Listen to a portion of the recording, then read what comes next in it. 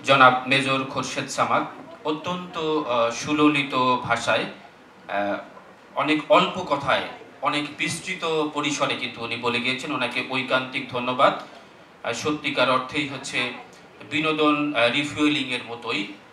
বিনোদন আমাদেরকে পরিশুদ্ধ করে, আমাদের কর্ম স্পৃহা বৃদ্ধি করে, কর্মপ্রেরণা জাগায়।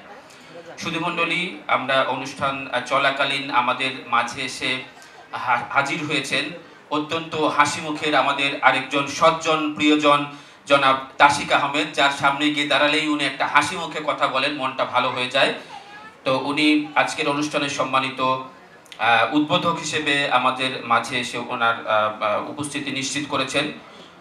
জনাব তাশিক আহমেদ, উপদেষ্টা অনুষ্ঠান ও সম্প্রচার, এটিএন বাংলা, ওনার প্রতি ঐকান্তিক কৃতজ্ঞতা ও ধন্যবাদ জ্ঞাপন করছি। আমাদের মাঝে আরও এসে উপস্থিত হয়েছেন কেয়া চৌধুরী, চলচ্চিত্র অভিনেত্রী, শক্তিমান চলচ্চিত্র অভিনেত্রী এবং সভাপতি জিসাস, ওনাকেও আমরা ঐকান্তিক কৃতজ্ঞতা প্রকাশ করছি।